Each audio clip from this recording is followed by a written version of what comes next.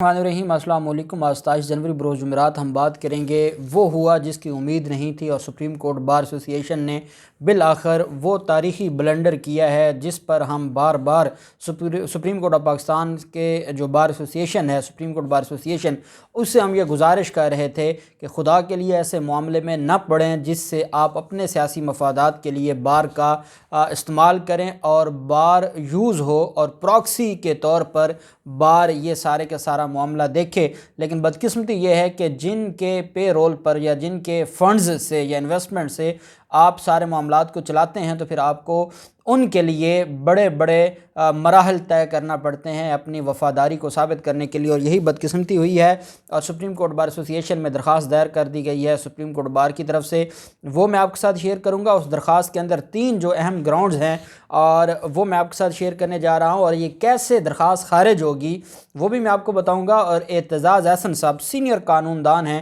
انہوں نے supreme court bar ایسوسی ایشن کے اس رویے کی اور اس درخواست کے اوپر کھل کر وہ بولے ہیں، وہ بھی میں آپ کے ساتھ شیئر کروں گا۔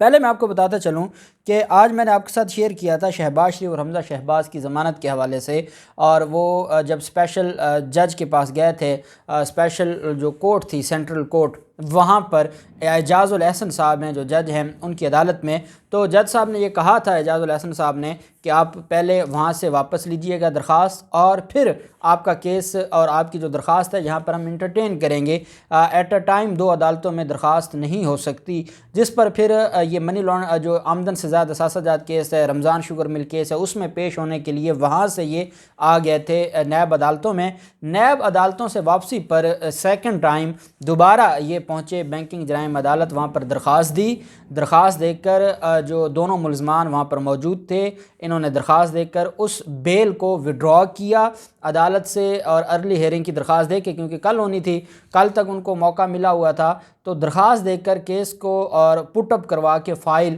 آج ہی انہوں نے اپنی وہ درخواست وڈرا کی، اور وڈرا کرنے کے بعد پھر یہ پہنچ گئے اعجاز الحسن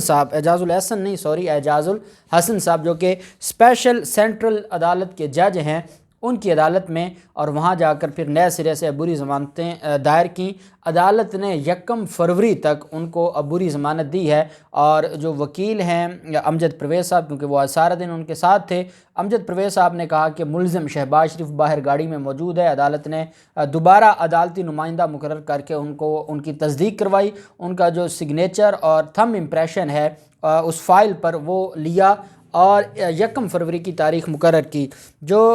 اس میں امجد پرویز صاحب ہیں، امجد پرویز صاحب نے کہا کہ جو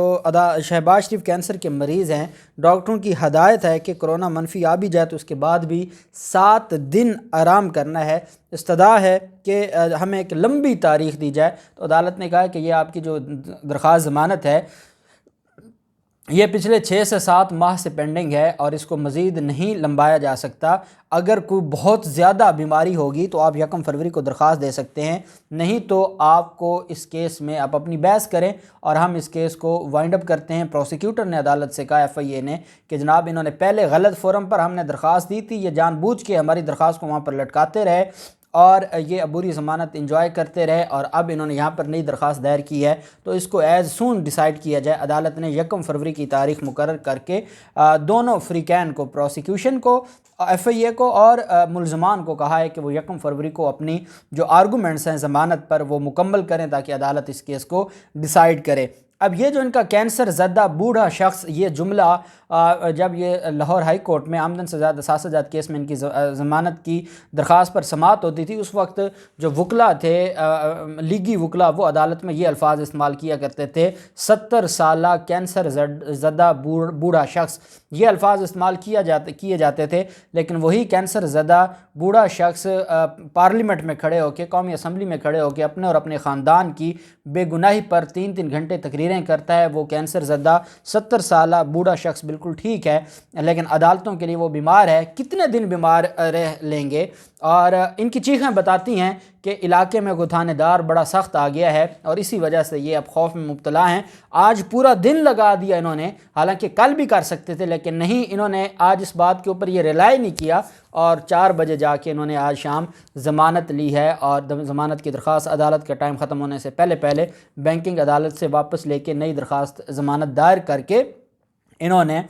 1 فروری تک عبوری ضمانت حاصل کی ہے۔ اور کتنے دن یہ اس کو لمبائیں گے؟ اب یہ مزید ان کو مہلت نہیں ملے گی۔ ایک دفعہ کرونا ہو گیا ہے، 7 دن اور ریسٹ بھی کر لیں، اور الٹیمیٹلی فروری کا مہینہ ان کے لیے بہت بھاری ہونے والا ہے۔ اور اس ضمانت کی درخواست پر ایف آئی اے آج ہی بحث کرنے کو تیار تھا، ایف آئی اے کا چلان جمع ہوا ہے اور یہ بحث ہوگی اور یہ معاملہ اپنے منطقی انجام کی طرف جائے گا۔ پھر معاملہ آ جاتا ہے سپریم کورٹ آف پاکستان میں تاحیات نااہلی کے خلاف۔ سپریم کورٹ بار ایسوسی ایشن نے، اور جو صدر ہیں سپریم کورٹ بار ایسوسی ایشن کے احسن بھون صاحب، انہوں نے یہ درخواست دائر کی ہے۔ پہلے تو میں آپ کو اس کا بیک گراؤنڈ بتاتا ہوں کہ جو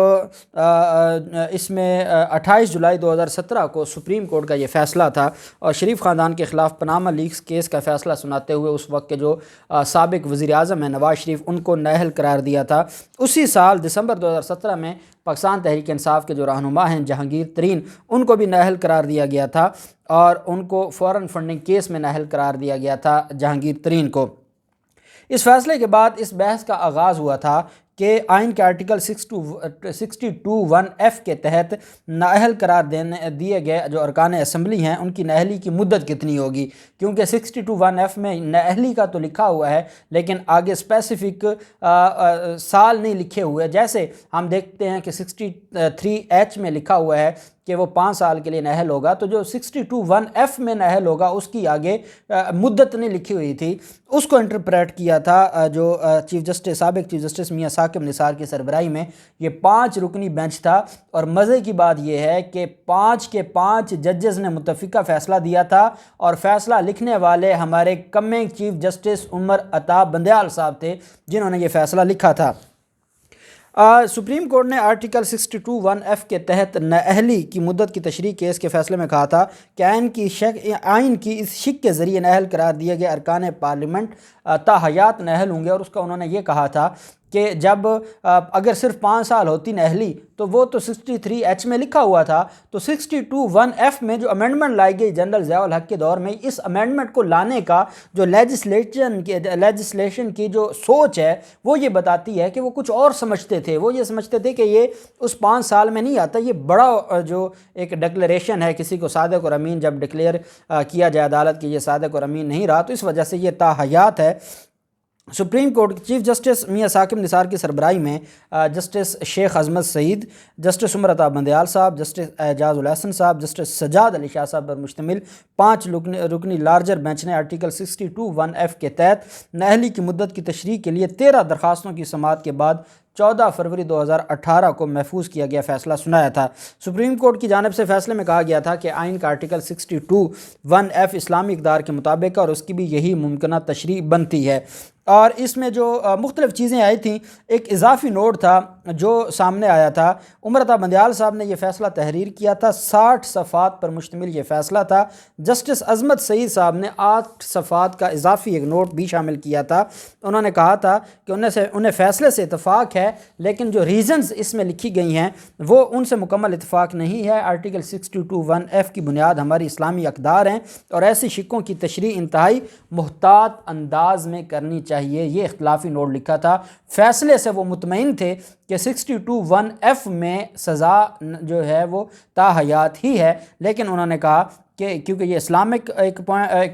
کنسیپٹ ہے، اس وجہ سے محتاط کی ضرورت ہے، احتیاط برتی جائے جب اس طرح کے فیصلے دیے جائیں۔ یہ فیوچر کی بات ہو رہی تھی نا کہ دوبارہ جب اس طرح کے کیسز ہیں تو بڑے احتیاط کے ساتھ، اور اس فیصلے کو انہوں نے تسلیم کیا کہ یہ بڑی احتیاط کے ساتھ